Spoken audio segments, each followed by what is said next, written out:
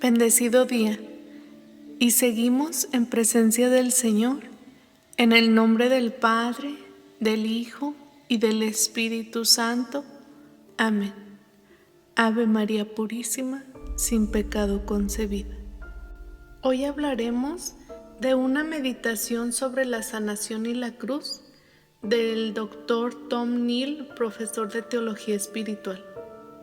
La sanación o la restauración del ser humano en la integridad de la intención original de Dios en la plenitud de Cristo es evidentemente un verdadero criterio evangélico, un dinamismo incorporado dentro de la economía de la salvación que marcó el ministerio de Jesús en la tierra y lo continúa marcando por su presencia activa en los sacramentos.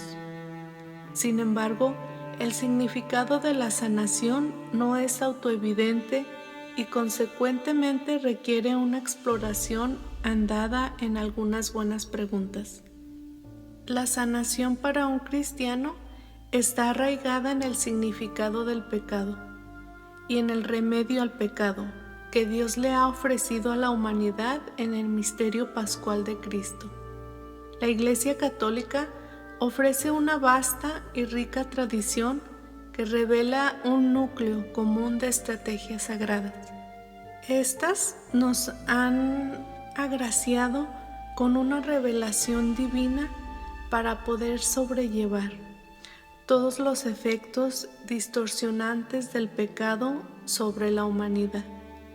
Ese núcleo que está plenamente revelado en Cristo nos demuestra la importancia de la gracia divina en lo más profundo del trabajo de sanación y restauración del ser humano a la imagen del Dios invisible, Cristo Jesús.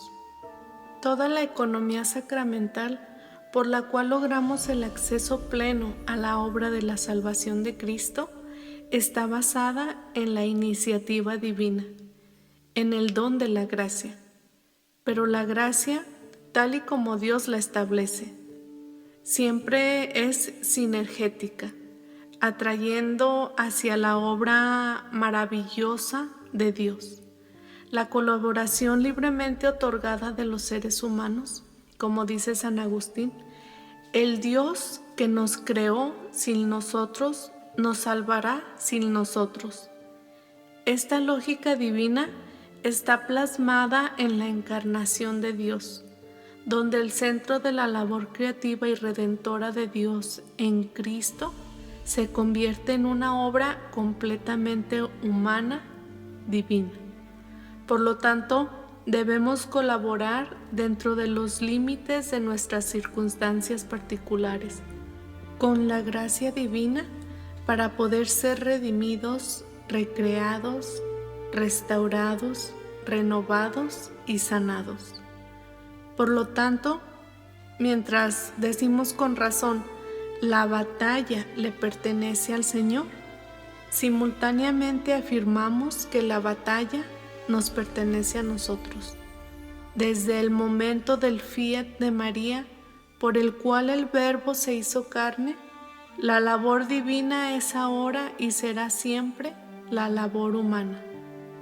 Esta verdad de la fe cristiana le da un poder renovado a la frase inquietante utilizada por el Concilio de Trento, donde dice: Dios dejó atrás el deseo por el mal después del bautismo y por las aras de la batalla. En otras palabras, dentro de la obra de la gracia salvadora, la mera lucha, sufrimiento, dolor y muerte sangrienta del pecador en la contienda por el pecado dentro y fuera de sí es en sí esencial a la labor sinérgica junto con la gracia divina que fluye del corazón traspasado de Cristo. La participación en esta batalla no es un obstáculo para la sanación, sino que es la esencia del proceso de la sanación. Cuando la batalla es librada de acuerdo a los términos divinos del combate, el fruto final de esta batalla es el carácter cristiano, una amalgama de virtudes cristianas que componen la verdadera meta y el fruto auténtico de la sanación. De acuerdo a su concepción, la sanación se refiere no tanto a la desaparición fugaz del esfuerzo requerido para sobrellevar las heridas y los hábitos del pecado, sino más bien al proceso de engraciamiento de esta batalla, para poder cultivar todas las virtudes naturales y teológicas necesarias para que nuestro amor, que está siempre en constante batalla, dé fruto de vida en nosotros y en los demás. En una cultura donde la sanación es concebida como un anestésico, como la liberación de todo dolor y esfuerzo, el ideal cristiano, que compara la sanación con la lucha del martirio, como lo es morir y resucitar con Cristo, puede parecer áspero y distante, pero para los cristianos simplemente no hay otra manera de concebir la salvación si no es en la luz del misterio de la cruz de Cristo y de una resurrección que brilla gloriosamente solamente a través de las heridas abiertas de Cristo. En la tradición católica, este concepto de sanación cruciforme es la base en la que se apoya nuestra teología de sufrimiento redentor, siendo así el modelo principal de la sanación cristiana, no la restauración a un solo estado previo, sino una muerte pascual y una resurrección que da a la luz un estado de bienestar desbordante de una panoplia de virtudes. El misterio pascual de la muerte y resurrección de Cristo, en el que somos sumergidos durante el bautismo, es un desastre laborioso, agonizante y sangriento, que precisamente sirve como modelo viviente de nuestra travesía de la muerte a la vida. El realismo brutal de la pasión funde el sufrimiento humano del Valle de Lágrimas con la gloria trascendente de la vida de Cristo resucitado, y la vida de Cristo resucitado arraiga la realidad brutal de la pasión en la esperanza de la gloria. El balance de esta tensión le permite a los cristianos hacerle frente a los desafíos que presenta el caminar por el paso estrecho que lleva a la vida, y el regalo del Espíritu que fluye del corazón de Cristo crucificado. Eso nos permite transformar lo más bajo de la vida en lo más alto. Por ejemplo, el pecado en perdón, el sufrimiento en resistencia heroica, el odio en caridad, el vicio en virtud y la muerte en vida.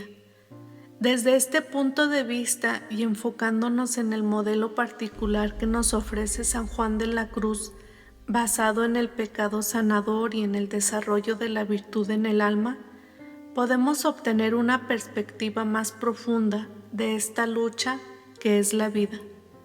Para San Juan, la meta de la gracia divina en Cristo es purgar el alma. Esto se logra progresivamente, desenmascarando y deshaciendo la maquinaria de la vida encorvada y egocentrista, que es en sí un símbolo disfuncional y manchado del dinamismo nefasto del pecado. Para San Juan de la Cruz, el camino hacia la sanación de este dinamismo autodestructivo incluye el camino arduo y ascético de la renuncia y la praxis de la virtud, como también es el abrazar con fe el ayuno interno del alma impuesto por Dios, la noche oscura, que va secando progresivamente las corrientes repugnantes y desordenadas del deseo pecaminoso desde su más profundo origen. Su argumento plantea que solamente cuando el alma, de acuerdo a su habilidad y bajo una dirección espiritual competente, aplicando un esfuerzo largo y arduo, pueden empezar a funcionar las cualidades más pasivas de la gracia en las profundidades del deseo del alma. Se podría decir que para San Juan, si Dios comenzara este trabajo pasivo de sanación y liberación antes de tiempo, antes de que nosotros empezáramos nuestra labor ascética, entonces lo que se logrará no sería completamente del alma. Dios desea que el ser en que nos vayamos a convertir se origine de un acto co-creativo. También Él reconoce que cada persona es diferente y que Él puede adelantar unos más que a otros más rápido que a otros. El camino de la gracia salvadora nos invita a una batalla redentora en la cual tomamos posesión del grado máximo de la virtud de la libertad. Es en la mera acción de librar la batalla donde somos redimidos y sanados, y nos transformamos en una persona en la que no hubiéramos podido transformarnos, aparte de nuestra historia única de batallas, luchas y sufrimientos. Es en esta área del martirio donde son creados los santos. Es importante añadir aquí que el sufrimiento y las batallas no dan frutos ni son provechosos por sí solos. Solamente se convierten en una fuente de frutos cuando se supeditan al trabajo de la transformación y son soportados aparte de la meta de la gracia redentora en el alma. La recreación de la capacidad desinteresada de amar a Dios y al prójimo, que está plasmada en el símbolo fecundo de la cruz. Aquí podemos enfatizar la importancia crucial que tienen aquellos que guían a las almas por el camino de su propia lucha para encontrar la sanación en medio de su sufrimiento y pecado. El proceso de guiar a una persona hacia la sanación de sus propias heridas psicológicas, morales y espirituales está inexorablemente atado al Vía Crucis. En otras palabras, abrazar la verdad de que en esta vida la concepción cristiana de sanación auténtica no busca librarnos de todo sufrimiento y lucha, sino más bien fortalecernos mientras afrontamos con éxito y con mayor paz las luchas continuas de la vida, con un espíritu de gracia redentora, paz interior y virtudes acrecentadas que nos fortalecen en el camino hacia la perfección. Por ejemplo, si un hombre sanado dice: he luchado por 23 años con este pecado o herida, pero por fin he encontrado la sanación.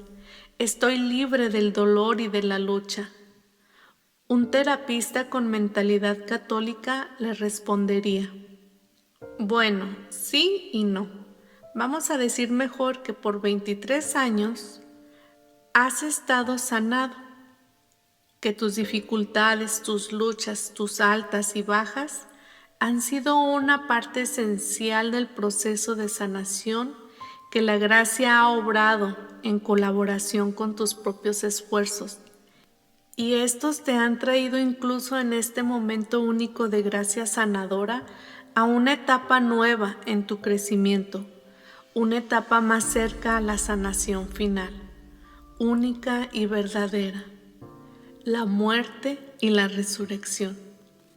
Estás ahora más capacitado que antes para afrontar las luchas, dolores y sufrimientos que te esperan en la vida. Quo vadis Petrus? ¿A dónde vas, Pedro? De regreso a Roma para sufrir contigo, mi Señor. Entonces leerías Romanos 5:3-5. y lo enviarías lleno de ánimo y le aconsejarías que contemplara las estaciones de la cruz a menudo para que pudiera llenar su imaginación de una visión pascual de la vida buena, más sanación, más santidad y más muerte y resurrección. Otro ejemplo, en esta ocasión procedente de la vida real. Una madre con 4 hijos de aproximadamente 30 años de edad llevaba luchando contra varias tribulaciones prolongadas y traumáticas en su familia, así como también una serie de abortos espontáneos. Frecuentemente expresaba lo injusto que todo esto le parecía, que sus oraciones pidiendo una vida mejor no tenían efecto, y lo confundida que ella se sentía al ver a sus amistades católicas tibias prosperar, y lo enojada que ella se sentía con Dios por imponerle a ella y a su esposo estas cargas, cuando ellos estaban esforzándose para mantenerse fieles a su matrimonio y en su papel como padres. Ella explicaba que su fe había sido devorada por el dolor. Ella buscó el consejo de un guía espiritual. Este la envió a luchar con la visión cristiana del mal, el sufrimiento y la plenitud en Cristo. Y comenzó a decirle: primeramente, estoy como siempre, adolorido de oír tu dolor. Tú tienes un corazón tan abierto, gozoso y bondadoso, que yo sé que llevas muy dentro los dolores que aquejan tu familia y a los que te rodean. Eres compasiva de un modo extraordinario. Esto es lo que hace que las personas se acerquen tanto a ti en su propio dolor, encontrando en tu corazón un refugio seguro. Como no entiendo todas las complejidades que están envueltas en los desafíos que enfrenta tu esposo en encontrar empleo fijo, no puedo ofrecerte ningún consejo sobre las causas naturales que subyacen en este patrón doloroso y molesto, ni tampoco sé sobre cuáles podrían ser las soluciones para rectificarlo. Cuando las cosas me salen mal a mí, siempre agoto las explicaciones naturales y que ofrecen el sentido común, buscando siempre el consejo de aquellos que son más sabios que yo. Lo que estoy mirando es como si tú estuvieras preguntando de por qué Dios permite que le sucedan tantas dificultades a una familia que está tratando de vivir su fe de una manera seria. Aquí tienes algunos pensamientos. Todos ellos o los he aprendido por los caminos difíciles de mis experiencias personales, o los he aprendido de las vidas de los santos cotidianos que he conocido por el camino y que he tenido el privilegio de encontrarme. Es veredicto decir que hacer lo correcto y hacer el bien en sí ya es una recompensa. Ser una persona honesta y de integridad, justicia, etc., es un sí digno del esfuerzo y la lucha, y tienen valor por sí mismos, sin necesidad de obtener recompensas adicionales. Mi abuelo solía decir: es suficiente para mí saber que lo que hice fue lo correcto, o como dice la canción de Martina McBride, de todos modos, que está basada en el aforismo favorito de Santa Madre Teresa: hazlo de todos modos. Sin embargo, también es veredicto decir que de nuestras luchas y sufrimientos provienen bienes tanto espirituales como temporales, los cuales no conoceremos completamente en esta vida. Bienes para tus hijos, tus amigos y tus enemigos, y para todos aquellos que Dios ha ordenado que sean beneficiados de tus sacrificios espirituales. Como decía frecuentemente Fulton Sheen, en el cielo Habrá una cantidad innumerable de personas extrañas que estarán esperando para ser las primeras en darte las gracias por haberles ayudado en su camino. Ni usted ni yo podemos imaginarnos que los santos que han sufrido dificultades innumerables pensaran que todas sus labores de amor para Dios y el prójimo fueron verdaderamente en vano y que hubieran podido lograr sin esfuerzo alguno. De hecho, en imitación a San Pablo, Romanos 9:3, algunos santos fueron capaces de decir que estaban felizmente dispuestos a ofrecer sus recompensas celestiales, si esto fuera posible, por salvar al prójimo en su lugar. ¿Cómo alguien podría concebir tal pensamiento? Solamente el amor puede explicar esta lógica, pero solamente ese amor que fue revelado en la cruz y que descendió al infierno por nosotros y para nuestra salvación. Estaba mirando un documental en BBC sobre la vida de Madre Teresa y hubo un intercambio extraordinario entre la madre y la reportera hostil. El diálogo se trataba esencialmente del problema del mal y de la pequeñez de los esfuerzos de la madre por contener la manera del sufrimiento humano. Contestó con una simplicidad maravillosa y enfatizó la impresionante verdad que Dios en Cristo ha soportado y redimido todo el mal y todo el sufrimiento humano, y que Él le ha confiado a la Iglesia la misión privilegiada de compartir su compromiso redentor contra el mal y el sufrimiento para el resto de la humanidad. La reportera terminó con una acusación punzante. Dijo: «Pero usted no sufre. Usted atiende a los que sufren y los ama. Pero usted tiene salud, está bien, tiene comida y no sufre. ¿Qué tiene usted que decir referente a esto?». La madre le contestó con una franqueza brutal y gentil: «Lo sé, usted tiene razón. Yo no soy digna del sufrimiento, pero Dios se gratifica en permitirme caminar con aquellos que sí sufren.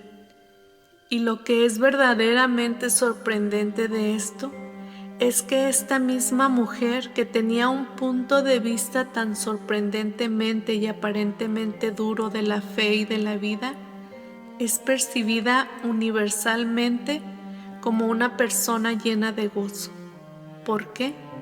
Porque su fe la atrae al culto de un Dios que sufre a través de, con y en la humanidad. Hace muchos años me sorprendí al encontrarme a una mujer en una iglesia parroquial, tirada arriba del altar llorando, rezando y ofreciéndole su cáncer recién revelado a Dios.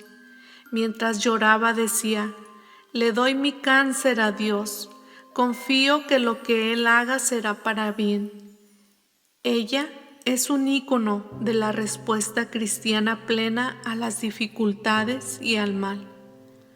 Aun cuando nos esforzamos en sobrellevar el mal, consagramos nuestro sacrificio como un sacrificio vivo en alabanza y gloria a Dios, para nuestro bien y para el bien de toda su santa Iglesia. Buscamos el apoyo de nuestra comunidad, nuestros amigos y nuestra familia. Pero por encima de todo, nos sentamos, nos paramos, nos arrodillamos y nos postramos en silencio delante de la cruz con Cristo, esperando el tercer día. En conclusión, lo que yo te diría en respuesta a tu grito de dolor sería: silencio. Te invitaría a que te unieras al silencio mortal de la cruz. Quédate con Él en la cruz, sin promesas de dinero, bienes o días mejores, simplemente la pura realidad de lo que Jesús recibió en la cruz, una intimidad más profunda y una solidaridad hacia aquellos inocentes que sufren en todas partes. No es parte del cristianismo católico ortodoxo hacer de Dios una despensa de paz y solamente paz, cuando en realidad Él vino a entrar en la batalla con el mal y mantenerse ahí sufriendo con nosotros. Él te invita a quedarte en la cruz, aguantarla, abrazarla y mantenerte ahí. Dejar que te rasgue aun cuando veas el mal prosperar.